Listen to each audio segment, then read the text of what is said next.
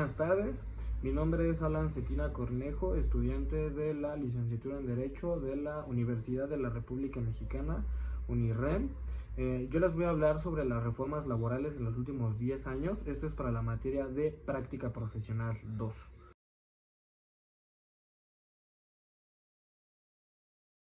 La reforma laboral del 2012 fue aprobada por el entonces presidente de la República, Felipe Calderón Hinojosa. Fue aprobado un decreto de reforma laboral y contiene lo siguiente. Se incorporó el concepto de trabajo digno con el objetivo de erradicar la discriminación en la línea. También se creó el régimen de subcontratación con los requisitos en el artículo 15A, donde dice que no podrá abarcar la totalidad de las actividades que se desarrollen en el centro de trabajo, deberá justificarse por su carácter de especializado, no podrá comprender tareas iguales o similares a las que realizan el resto de los trabajadores al servicio del contratante. También se implementan los tipos de contratos y forma de contratación, que son de tiempo indeterminado, tiempo determinado, contrato de obra y también contrato de temporada. Las modalidades de las relaciones de trabajo sujetadas a un periodo de tiempo fue de prueba con una duración máxima de 30 días que podría extenderse hasta 180 días. Las nuevas causales rescisorias de contratos se incluye el hostigamiento, también el acoso sexual, y se estableció un límite a los salarios caídos que antes eran ilimitados. Se estableció un periodo de un máximo de 12 meses y si al término de un año no concluía el juicio, se computarían 15 meses de salario a razón del 2% mensual. También se incluye el permiso de paternidad que te otorgaba 5 días hábiles con goce de salario. Cabe recalcar que es una gran ventaja esto de las causas rescisorias, que se añade el hostigamiento y el acoso sexual, ya que por lo general las mujeres siempre han sido víctimas de estos dos supuestos, por todo el personal del trabajo, que pueden ser compañeros, jefes, etc. Es algo bueno, pero también tiene su lado contrario, puesto que una mujer es libre de acusarte de cualquier manera, sea fundado o no. Y yo creo que tendría que haberse detallado en su momento, abrirse un procedimiento para poder comprobar si en realidad se estaba dando el acoso sexual o el hostigamiento en su caso.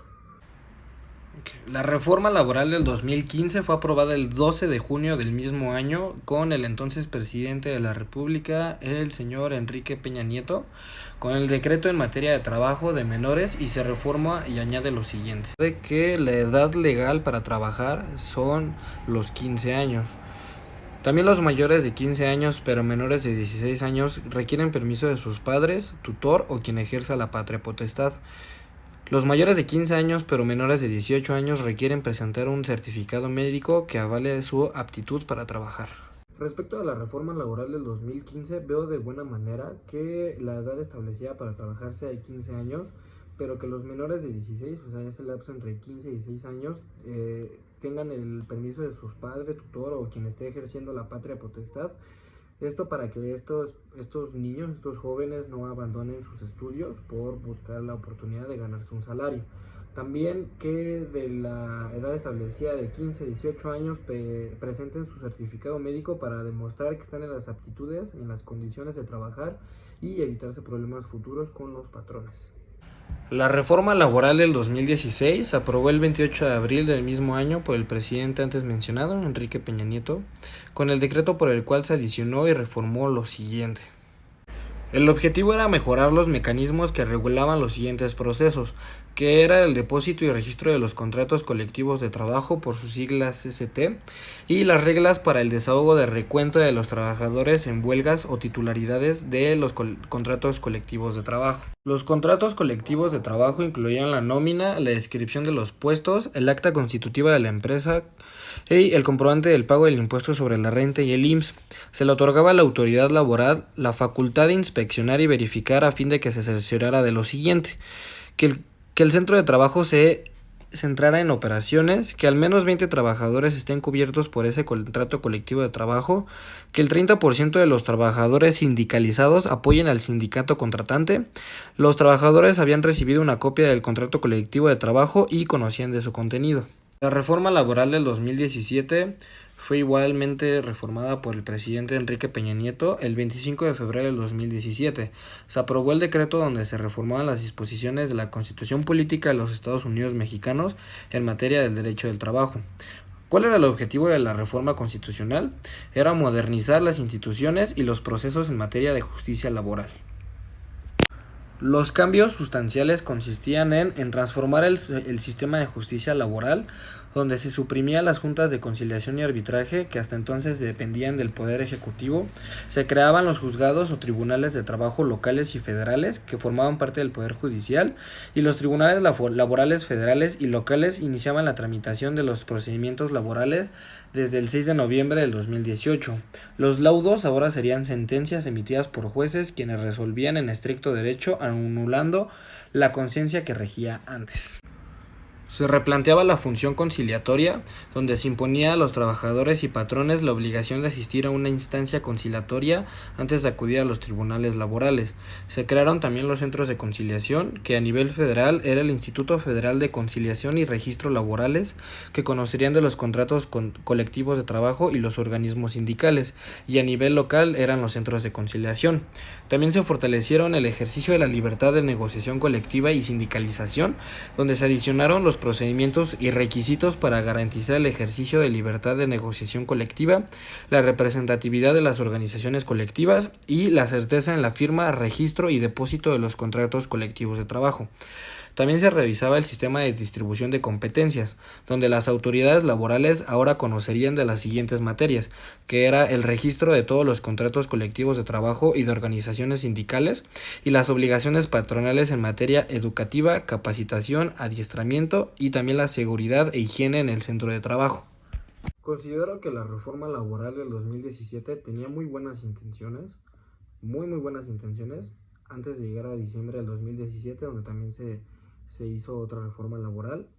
Las buenas intenciones eran tratar de llevar la relación trabajador-patrón en el aspecto ya judicial de la mejor manera posible, conciliatoria, para no alargar tanto los procesos y llegar a un convenio mutuo próximamente.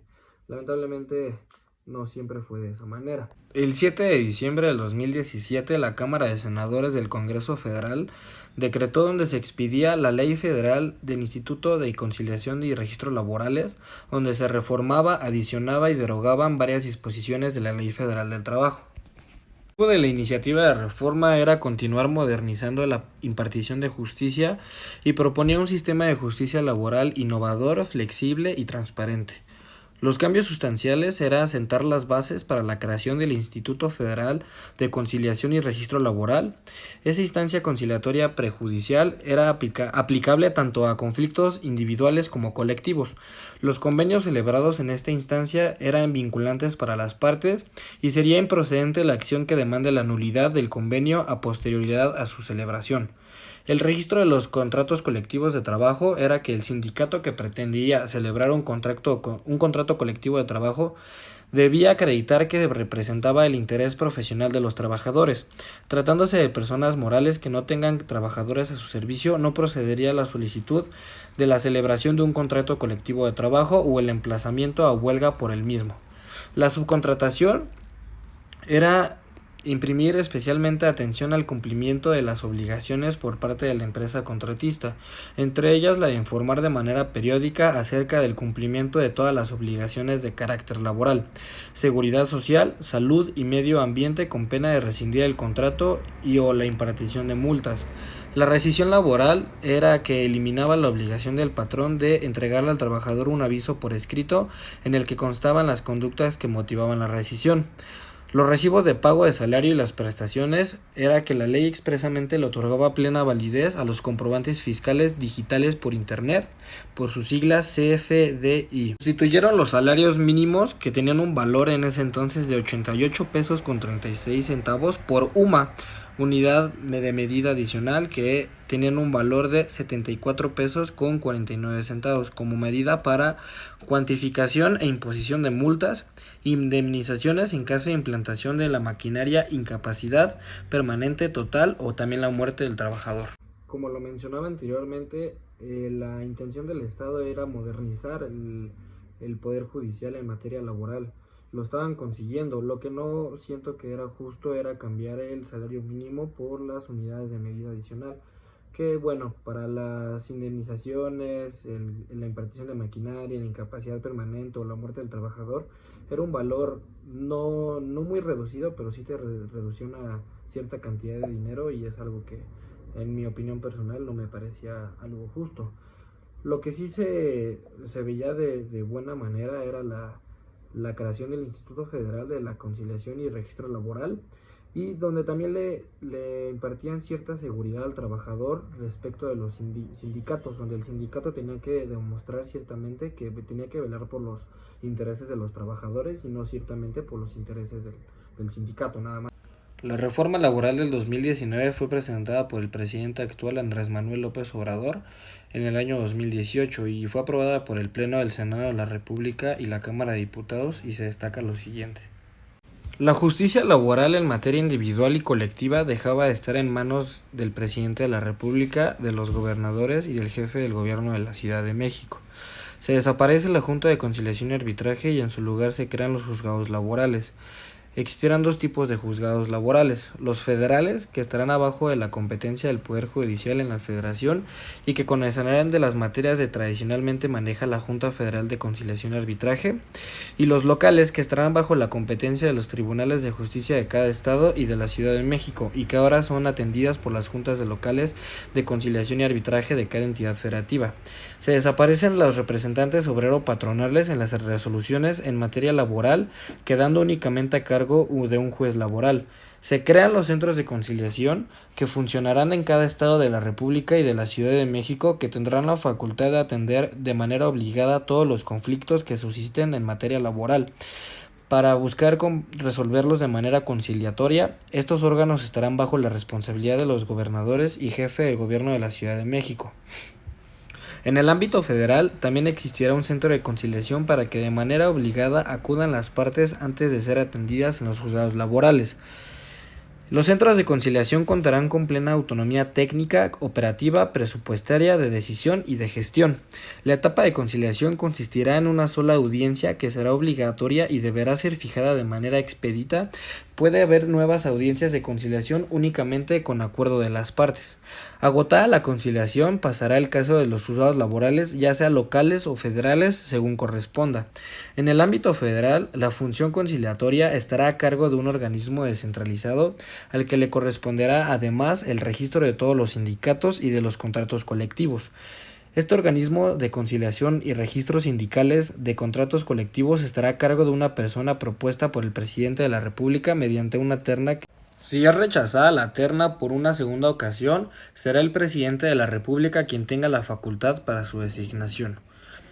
La votación para la elección del titular de este organismo de conciliación y registro deberá contar con la aprobación de las 2/3 partes de los integrantes de la Cámara de Senadores presentes. El nombramiento del titular del organismo de conciliación y registro sindical de contratos colectivos será designado por 6 años y podrá ser reelecto por una sola ocasión. La designación del titular de este organismo descentralizado será transeccional, por lo que no podrá ser sustituido por la elección de un nuevo presidente de la República. El presidente de la República, con esta fórmula, seguirá teniendo injerencia en los registros de los sindicatos, directivas sindicales, estatutos y padrones de socios, por lo que prevalecerán criterios políticos en esta materia. Se instituye el voto personal, libre y secreto de los trabajadores para la elección de sus dirigentes, la resolución de los conflictos entre sindicatos y la solicitud de la celebración de un contrato colectivo de trabajo. Permite que los estatutos sindicales de trabajo, a lo dispuesto en las reformas que se hagan a la Ley Federal de Trabajo, puedan establecer las modalidades para la elección de los dirigentes sindicales respetando el voto secreto. Se exige en materia de huelga que un sindicato emplazante, cuando pretenda exigir la firma de un contrato colectivo, deberá acreditar contar con la representación de los trabajadores, lo que deberá realizarse mediante el voto personal, libre y secreto de los trabajadores y la existencia de la relación laboral. Por ser reformas constitucionales, deberán ser aprobadas por las 2/3 de los legisladores presentes en el Congreso de la Unión y por la mayoría de las legislaturas de los estados y de la Ciudad de México. Una vez que entre en vigor las reformas, el artículo 123 constitucional deberá reformarse la Ley Federal de Trabajo, la Ley Orgánica del Poder Judicial de la Federación y de cada uno de los estados de la República, incluida la Ciudad de México, dentro del plazo de un año a partir de la entrada en vigor de la reforma constitucional para hacer operativas las nuevas modificaciones. Mientras opera la reforma constitucional, seguirá funcionando normalmente las juntas de conciliación y arbitraje en todo el país.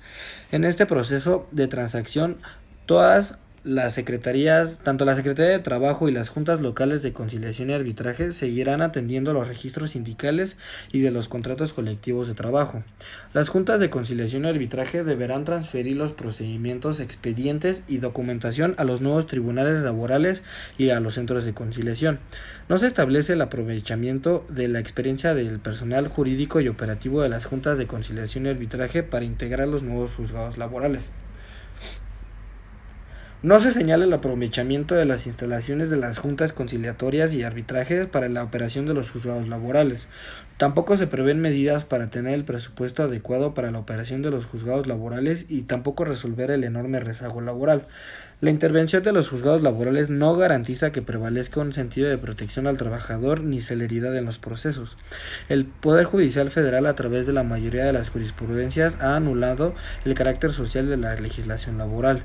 Y con la reforma constitucional que crea los juzgados laborales, se abre el escenario para consolidar un derecho privado al trabajo que pone una igualdad de condiciones a trabajadores y patrones, anulando su carácter social.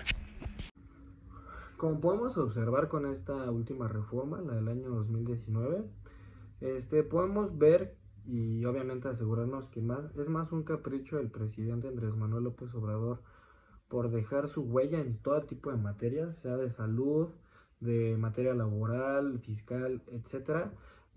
Ya que, bueno, a mi parecer, la reforma del 2017 tenía una muy buena intención con los centros de conciliación y arbitraje, y bueno, desaparecer estos centros y empezar otra vez desde cero, algo que ya se venía trabajando desde el 2017 y ahorita que estamos en pleno 2020, volver a empezar desde cero a mí se me hace un retroceso.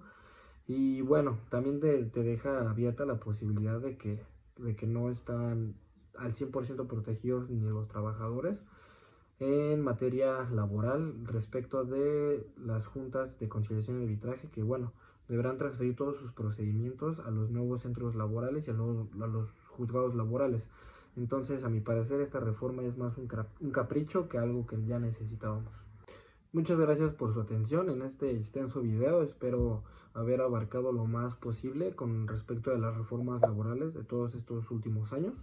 Mi nombre es Alan Cetina, estudiante de Derecho de noveno cuatrimestre. Muchas gracias por su atención.